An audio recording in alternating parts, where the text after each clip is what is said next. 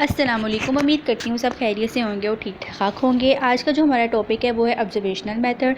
जैसे कि नाम से पता चल रहा है कि हम लोगों ने जो भी डाटा वगैरह कलेक्ट करना है वो हम लोगों ने चीज़ों को ऑब्जर्व करके करना है।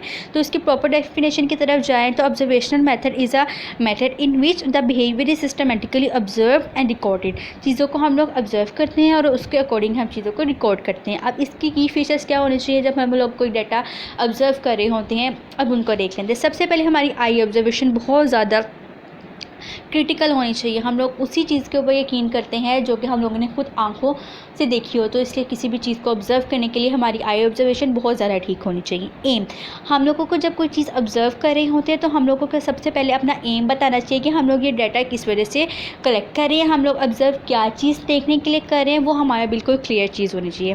थर्ड पे आती है हमारी प्लानिंग।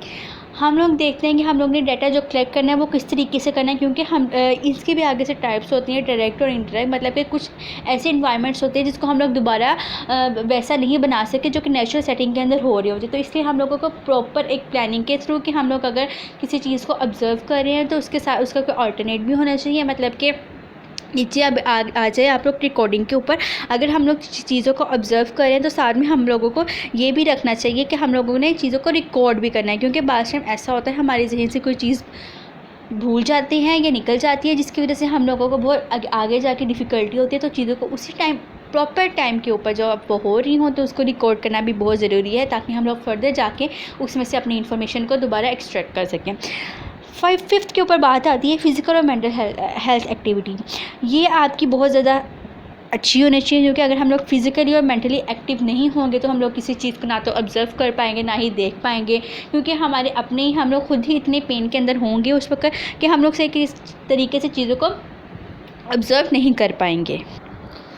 आगे बात करते हैं कि हमारे दो तरह की ऑब्जर्वेशन होती है जिसके ज़रिए हम लोग डाटा अपना कलेक्ट करते हैं। पहली होती है कि डायरेक्ट ऑब्जर्वेशनल, जिसके अंदर से आगे फर्दर उसकी टू टाइप्स है। जिसके पहली है कि ऑब्जर्वेशन विदाउट इंटरवेंशन।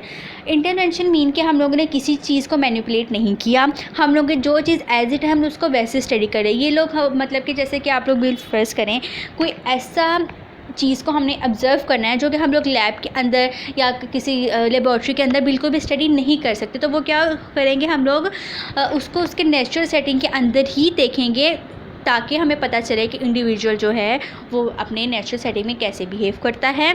और पास टाइम इस तरीके से होता है कि अगर किसी इंडिविजुअल को पता चल जाए कि वो ऑब्ज़र्व हो रहा है तो वो अपने बिहेवियर है वो चेंज कर लेगा, जिसकी वजह से हम लोगों को अपने डिज़ायर्ड गोल या जितना भी हमें रिज़ल्ट चाहिए वो नहीं मिलता। तो ये ऑब्जर्वेशन विदाउट इंटरवेंशन ये है कि हम लोग उसको उसके नेचुरल सेटिंग के अंदर स्टडी करते हैं।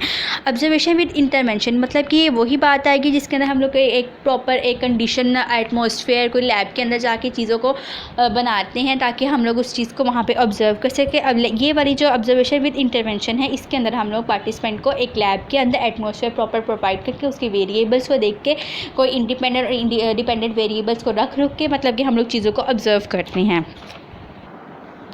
दूसरी इसकी टाइप है कि इंडायरेक्ट ऑब्जर्वेशनल मेथड। ये इंडायरेक्ट है मतलब कि हम लोग उन चीज़ों को जो चीज़ ऑब्जर्व कर रहे हैं वो लोग हम लोगों से पहले से ही जो डाटा मौजूद है उसमें से देख के करते हैं। जैसे कि हमारे पास आगे आ जाएगा एग्जांपल आर्काइवल रिकॉर्ड होता है, उसको हम लोग इसके लिए इस्तेमाल करिए। हमारे पास फिज़िकल ट्रेस एविडेंस आ जाते हैं, हम लोग देखते हैं कि पिछले हिस्ट्री के अंदर उसका क्या था, हिस्ट्री क्या है उस चीज़ की। हम लोग जब ये चीज़ ऑब्जर्व करते हैं उसको लोग हम मतलब देख तो हम लोग अपने आंखों से रहे होते हैं, हम लोग वहाँ पे जाते हैं उनके डाटा को देखते हैं जो पहले से रिकॉर्ड मौजूद होता है। तो ये इंडायरेक्ट ऑब्जर्वेशनल मेथड वो चीज़ होती है। इसके मेरिट्स और डिमेरिट्स की बात करते हैं कि ये बहुत ऑथेंटिक वे है कि जिसमें हमें इंफॉर्मेशन जो है वो गैदर होती है। उसके बाद जो डाटा हमारे पास कलेक्ट होता है वो बहुत ज़्यादा एक्यूरेट होता है और नेचर के अंदर रिलायबल होता है। हम लोग इसको फर्दर भी यूज़ कर सकते हैं अपनी इंफॉर्मेशन या अपना रिसर्च जो है कंडक्ट करवाने के लिए। दूसरी चीज़ आती है ये हम लोगों को डिपेंडेंट नहीं होना पड़ता रिस्पोंडेंट के ऊपर, ठीक है। हम लोग जो एज इट है हमें ये नहीं देखना पड़ेगा कि यार रिस्पोंडेंट के पास टाइम होगा या नहीं होगा तब हम लोग चलेंगे। एक नेचुरल सेटिंग के अंदर चीज़ हो रही है, हम लोग उसको वहीं पे ऑब्जर्व कर लेंगे। उसके बाद जो रिज़ल्ट हमारे पास आता है वो बहुत ज़्यादा प्रिसाइज और एक्यूरेट आता है। फिर जो है वो इसमें हम जो है वह प्रॉब्लम को डेप्थ उसके एनालिसिस कर सकते हैं ताकि हम लोग चीज़ों को सॉल्व कर सकें।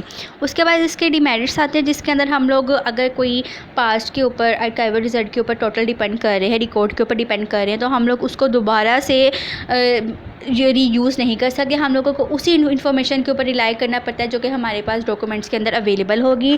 थर्डली ये है कि हम लोग जो उन्होंने स्टडी के लिए सैंपल लिए हैं, हम लोग उसको दोबारा से यूज़ नहीं कर सके। मतलब कि जैसे अगर उन्होंने कुछ लोग लिए हैं स्टडी करने के लिए, वो अब तो मौजूद नहीं ना होंगे, हमें टोटली उन्हीं डॉक्यूमेंट्स के ऊपर रिलाई करना पड़ेगा। इसके ज़रिए अगर हम लोग कोई इनडायरेक्ट मेथड यूज़ कर रहे हैं, ये इनडायरेक्ट मेथड है ना, जिसका अगर हम लोग यूज़ करें तो हम लोग उन लोगों की और एटीट्यूड या उनकी सेकेंडली उनकी बात की जाए तो उनके ओपिनियन वगैरह बिल्कुल भी यहाँ के ऊपर हमें पता नहीं लगेगा कि उसका एटीट्यूड, उसका बिहेवियर किस तरीके से था। अगेन हम लोग बात वही आ गई कि जो एक्चुअल जिसने उस चीज़ को ऑब्ज़र्व किया, हम लोग उससे डायरेक्ट कांटेक्ट नहीं कर सकते। हमें अगेन सिर्फ उन्हीं चीज़ों के ऊपर रिलाई करना पड़ता है जो कि हमें डॉक्यूमेंट्स के अंदर मिली होगी और या उसके अंदर लिखी होगी। Thank you.